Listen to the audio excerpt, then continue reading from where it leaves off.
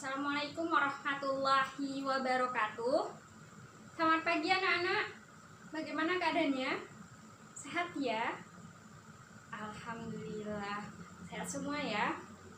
Baiklah, untuk memulai kegiatan pembelajaran kita pada pagi hari ini, alangkah baiknya kita berdoa dulu agar apa yang kita pelajari itu mudah dipahami, diresapi dan dihayati.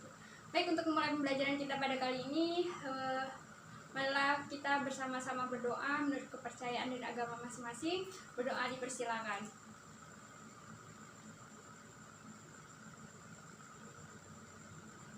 Berdoa selesai. Baik, karena kita sudah berdoa tadi, semoga apa yang kita pelajari pada hari ini bisa bermanfaat ya. Masih semangat semua untuk belajar? Masih ya? Masih dong, belajar fisika asik, menyenangkan gitu. Oke, sebelum kita belajar, Ibu absen dulu ya. Siapa tadi yang nggak hadir? Hadir semua? Siswa? Hadir?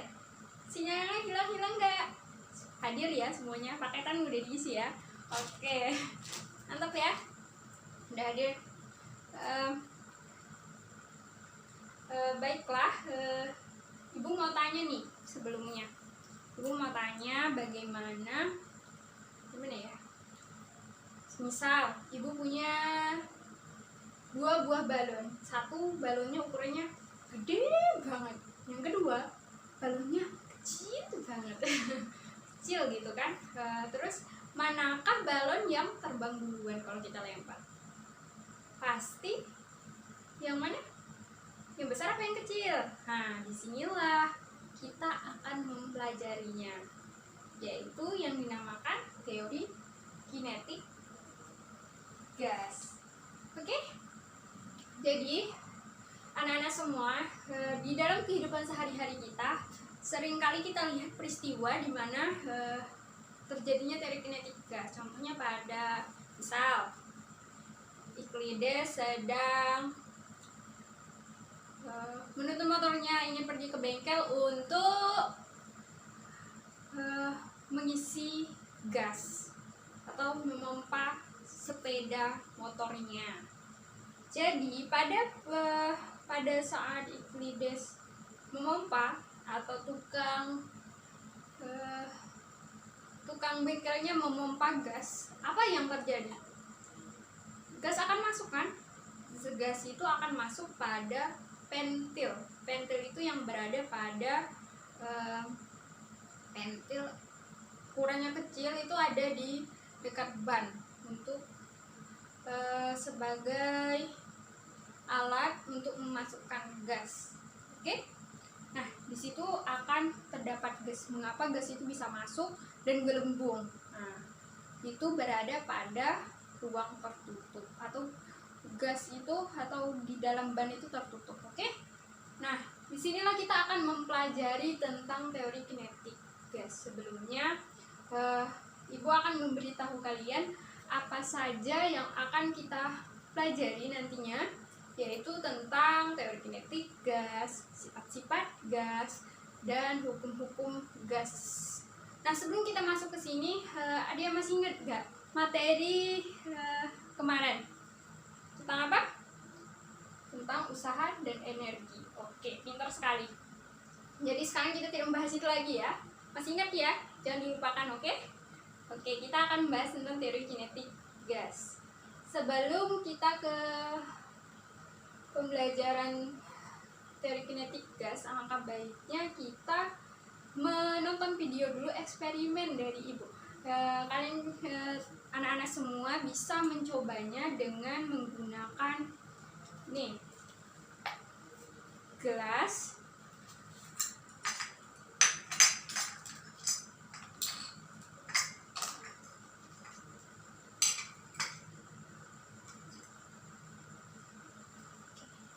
anak-anak semua bisa mencoba dengan alat ini ya, yang sangat sederhana, yaitu ada korek api, gelas, lilin, uang koin 1000 buat jajan, sama piring dan sama air yang berwarna hijau. Pertama-tama kita mulai ya. Pertama-tama itu kita hidupkan lilinnya dengan korek api ya. Saya hidupkan. Anak-anak semua bisa mencoba di rumah dengan alat yang sangat sederhana. Bahwasannya hukum Boyle atau teori kinetik gas itu seperti ini percobaannya. Pertama-tama hidupkan api lilin, terus dihidupkan ya. Terus ya kita kasih air berwarna hijau atau dikasih pewarna biar kita tahu air itu kemana perginya ya. Terus kita kasih air, kita kasih uang 1.000, uang jajan siapa ini? Nggak tahu. Kita kasih uang koin 1.000 di sini. Nah, pertanyaannya, bagaimana caranya mengambil koin tersebut agar tidak membasahi tangan kita? Oke, dipikirkan ya jawabannya sama teman kelompoknya atau sama teman-teman belajarnya, oke? Terus apa yang kita lakukan? Terus kita tutup dengan sebuah gelas atau wadah uang tertutup agar nanti koinnya bisa diambil. Oke ya, lihat apakah yang terjadi?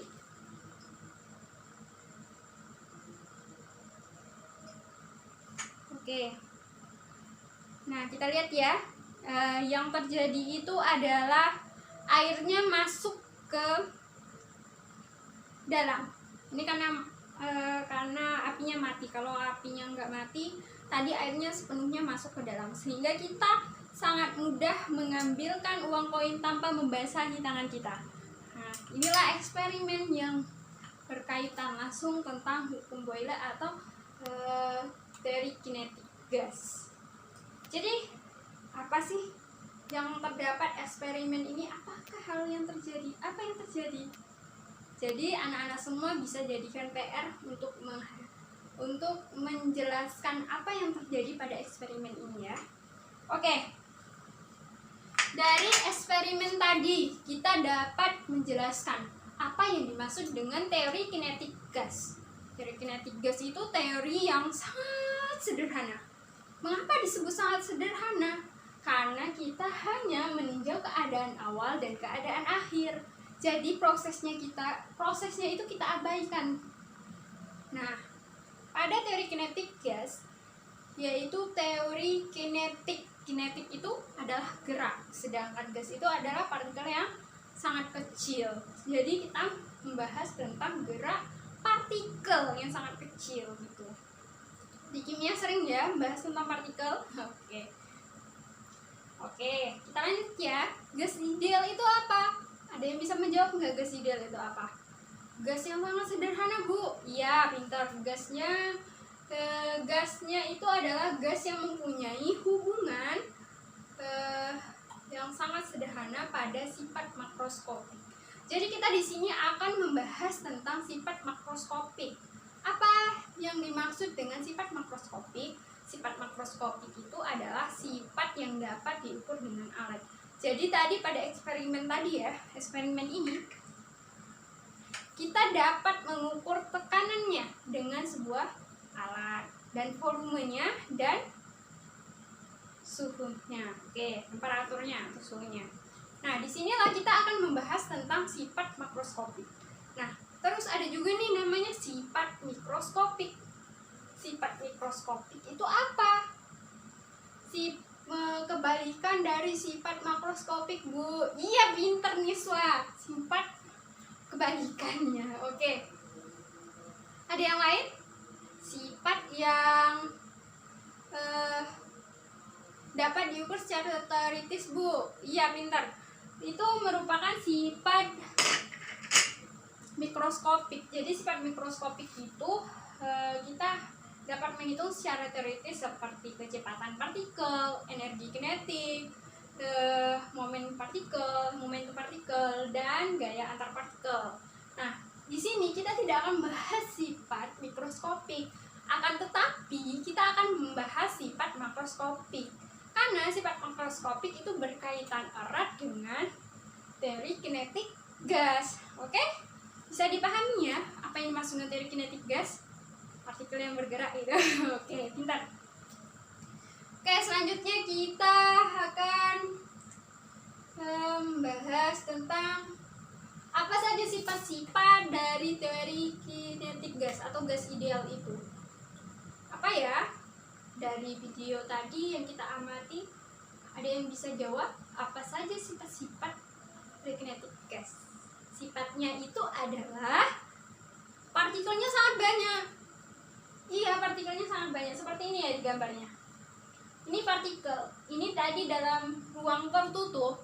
Itu dalam ruang tertutup itu ada partikel atau disebut dengan gas. Itu saking banyaknya, partikelnya sangat banyak. Terus ukuran partikelnya itu sangat kecil. Seperti apa ya? Ya sangat kecil. Kayak atom gitu. Nah, terus setiap partikel gas terdistribusi merata. Jadi nih, setiap partikel gas terdistribusi merata. Maksudnya gimana? Jadi partikel gas yang ada di dalam wajana ini atau bejana ini, dia itu menyeluruh satu. Ibaratkan dalam satu ruangan dia itu menyeluruh, tidak di kiri, tidak di kanan, dan tidak di sebelahnya, dia seluruhnya gitu. Oke.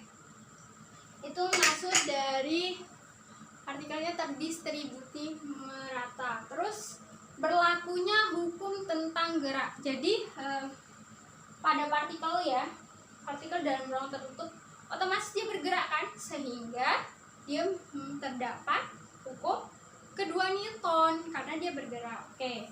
Terus selanjutnya yaitu gaya antar partikel diabaikan. Maksud gaya antar partikel itu diabaikan maksudnya gimana, Bu? Maksudnya itu kan di sini dia bergerak, terus nanti dia itu melewati dinding-dinding. Ketabrakan toh, maka diabaikan. Oke? Terus jika ada partikel terus bergerak, maka dia akan terjadi tumbukan. Benar sekali. Tumbukan itu apa? Tumbukan penting sempurna. Masih ingat kan kenalan masa lalu tentang hukum kekekalan momentum, di mana jika ada dua benda bergerak, maka akan saling bertumbukan. Sebenarnya ada sih yang ideal, ada nggak? Yang benar-benar ideal itu tidak ada, kan? Tetapi yang mendekati ideal itu ada. Oke? Nah, selanjutnya kita akan membahas tentang hukum-hukum gas. Nah, nanti kita akan dibagi kelompok menjadi 3, yaitu hukum Boyle, hukum Charles, dan hukum Gay-Lussac. Oke? Pertama itu hukum Boyle, hukum Charles, hukum Gay-Lussac, dan hukum Boyle Gay-Lussac atau ketiga hukum gabungan. Nah, nanti absen nomor 1 sampai 4 satu kelompok, 4 sampai 8 kelompok 2, 8 sampai 12 itu kelompok 3. Jadi dapat 3 hukum, yaitu hukum Boyle dan hukum Charles dan hukum Gay-Lussac. Mari bisa didiskusikan dengan temannya ya, oke? Oke.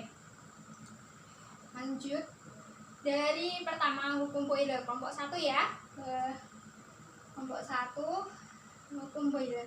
Apa yang dimaksud dengan hukum Boyle? Dari diskusi anak-anak tadi, dari pada teman, dari berbagai sumber yang bisa dicari lewat Google, buku, lebih jelas di buku ya. Itu hukum Boyle tadi adalah hukum yang berada pada ruang tertutup, maka suhunya sama, maka tekanan dan volumenya itu berbanding terbalik. Oke, pintar sekali.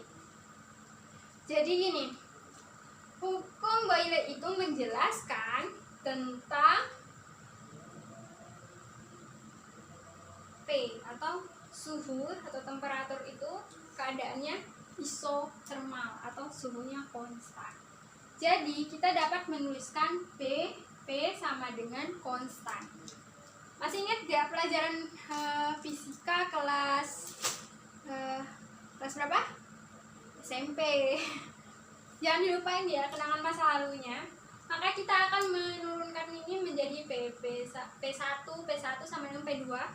Maka kita kasih keterangan tekanannya itu tekanan gas P rumusnya atau lambangnya.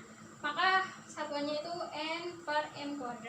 P itu volume gas atau m². Sedangkan T itu apa? Temperatur atau suhu.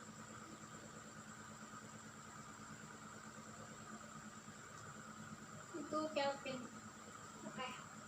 Jadi dapat kita simpulkan bahwa hukum Boyle itu adalah hukum yang volumenya dan tekanannya itu berbanding terbalik, sedangkan suhunya itu berada dalam keadaan konstan. Yang menemukan hukum Boyle yaitu Robert Boyle. Mengapa namanya hukum Boyle? Karena penemunya Robert Boyle. Kalau semisal nanti namanya patah, mungkin hukum patah gitu ya. Semoga aja. Oke. Atau hukum siapa, nama siapa nanti kalau menemukan hukum atau oke, selanjutnya dalam kehidupan sehari-hari kita dapat melihat bahwa hukum Boyle itu sangat ada dan nyata. Tadi pada eksperimen juga kita jelaskan bahwa pada balon gas itu merupakan fenomena hukum Boyle juga ya. Oke, selanjutnya hukum Charles. Hukum Charles itu dicetus oleh Jacques Charles. Nah, dia ini menemukan 100 tahun setelah Boyle menemukan ini hukumnya ini. Oke. Selanjutnya kelompok 2 tentang hukum Charles. Apa yang dimaksud dengan hukum Charles? Charles itu adalah sebuah hukum yang pada tekanan tetap maka volume dan suhunya berbanding lurus. Nah, jadi kita dapat menuliskan P per T. Mengapa P per T? Karena volume per suhu. Karena tekanannya itu konstan. Jadi sama dengan konstan. Ini jangan dilupakan ya, kenangan masa lalunya ini jangan dilupakan, ini pelajaran SMP, oke? Maka kita dapat menuliskan P1 per T1 sama dengan P2 per T2. Ini merupakan hukum Charles. Jadi kita dapat menuliskan grafik hubungan P dengan T. Grafik hubungan P dengan T itu seperti ini. Tegak lurus grafiknya. Karena apa? Isobarik atau tekanannya konstan. Nah, selanjutnya pada hukum Charles itu sama seperti kita. Peristiwanya itu sama karena merupakan gabungan dari hukum teori kinetik gas kayak gitu. Gabungan dari teori kinetik gas. Oke. Selanjutnya itu hukum Gay-Lussac. Selanjutnya yaitu hukum Gay-Lussac atau disebut dengan Joseph Gay-Lussac. Itu penemunya ya. Kelompok 3 yang dimaksud dengan hukum Gay-Lussac itu seperti apa? Hukum Gay-Lussac itu adalah jika tekanan dan temperaturnya pada bejana tertutup maka volumenya konstan.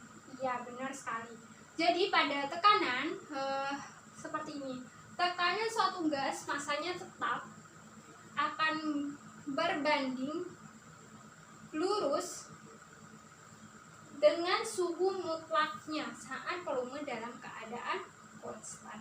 Jadi dapat kita tuliskan. Jangan lupa lagi tentang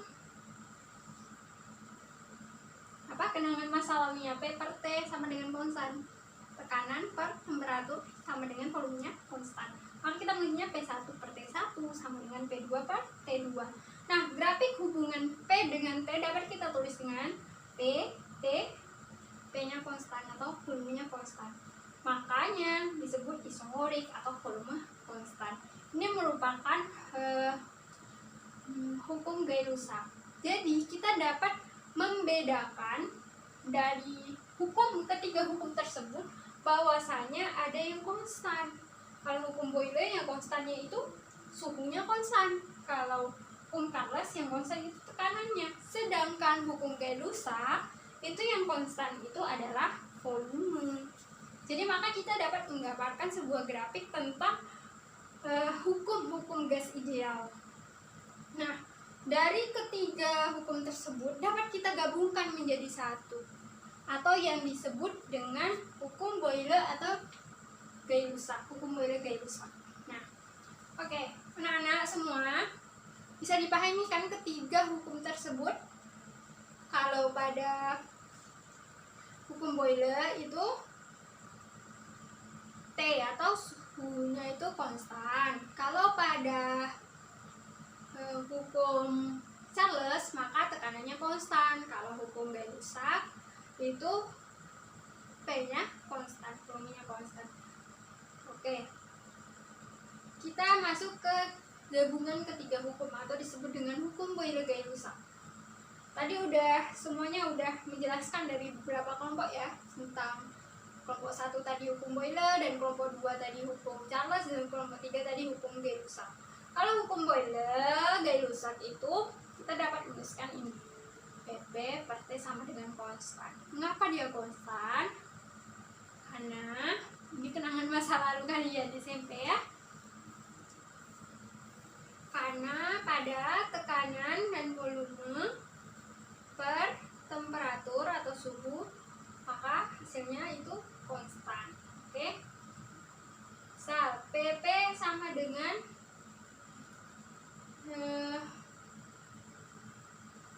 jadi dapat kita tuliskan P1 kali P1 per T1 P2 per T2 ini merupakan gabungan dari ketiga hukum tersebut. Ada tekanan, ada volume, ada temperatur atau suhu. Nah, jadi kita dapat menuliskan persamaan gas ideal. Persamaan gas ideal dapat kita tuliskan menjadi PP sama dengan nRT. Nah, kalau P itu tekanan, biasa satuannya Pascal. Sedangkan P atau sama dengan volume, maka satuannya meter pangkat 3 ya. Nah, kalau N itu jumlah zat atau jumlah mol, satuannya mol. Sering ya mendengar kata tersebut N itu jumlah mol itu pada mata pelajaran kimia. Coba dibuka lagi mata pelajarannya ya, kenangan masa lalunya dibuka lagi, oke? Nah, kalau R tadi itu ketetapan gas ideal. Ketetapan gas ideal yaitu 8,13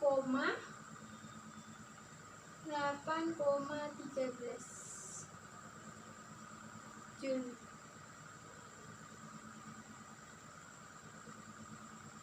Nah, sedangkan T itu suhu dimana atau disebut dengan temperatur, maka satuannya itu Kelvin. Oke, kita sudah membahas tentang ketiga hukum atau hukum-hukum yang berada pada teori kinetik gas atau gas ideal. Baik, Ibu mau tanya dulu. Sampai di sini ada pertanyaan? Sudah paham? Paham semua ya? Alhamdulillah. Mari kita simpulkan pembelajaran kita pada kali ini. Yang pertama, kita membahas tentang teori kinetik gas. Teori kinetik gas itu adalah teori kinetik yang sangat sederhana karena kita hanya meninjau keadaan awal dan keadaan akhirnya saja, sedangkan prosesnya diabaikan. Oke, selanjutnya kita membahas tentang sifat makroskopik. Sifat makroskopik tadi ada sifat yang apa? Sifat yang dapat diukur oleh alat, yaitu seperti suhu, tekanan, dan volume. Ya, benar sekali. Kalau sifat mikroskopik tadi sifat yang dapat diukur secara teoritis saja. Jadi kita tidak membahas itu, oke? Oke, yang kedua kita membahas tentang apa tadi?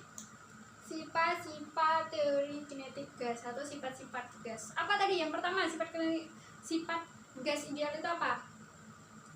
Sifatnya, pertama, artikelnya sangat banyak, iya. Yang kedua, terdistribusi merata. Yang ketiga, berlakunya hukum tetanggara atau hukum Newton. Yang keempat, terjadinya hukum kekalan momentum atau tumbukan lenting sempurna. Iya, masih banyak lagi ya. Anak-anak semua bisa mempelajarinya lagi atau mencari apa saja syarat-syarat genetik, syarat-syarat gas ideal, atau apa saja fenomena-fenomena di sekeliling kita tentang teori kinetik gas.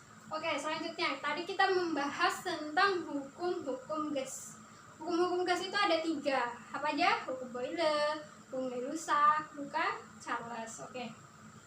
Kalau hukum Boyle itu pada sebuah wadah tertutup, maka jika temperatur atau suhunya konstan, maka P dan volume, P tekanan, P volume akan berbanding terbalik.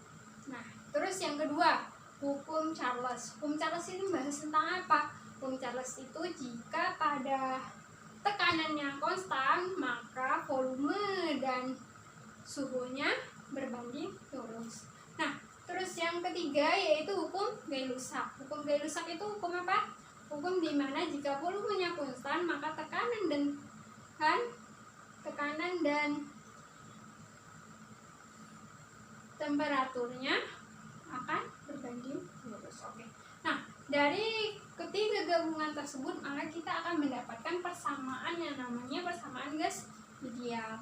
Nah, mungkin itu saja pembelajaran kita pada kali ini. Anak-anak semua bisa mengerjakan latihan soal yang sudah ibu kirim pada grup WA. Silakan dikerjakan dan dikumpulkan pada minggu depan. Jika ada pertanyaan silakan WA saja. Mungkin itu saja yang dapat ibu sampaikan. Mari kita akhiri pembelajaran kita pada kali ini dengan membaca hamdalah bersama-sama. Alhamdulillahirrahmanirrahim. Assalamualaikum warahmatullahi wabarakatuh.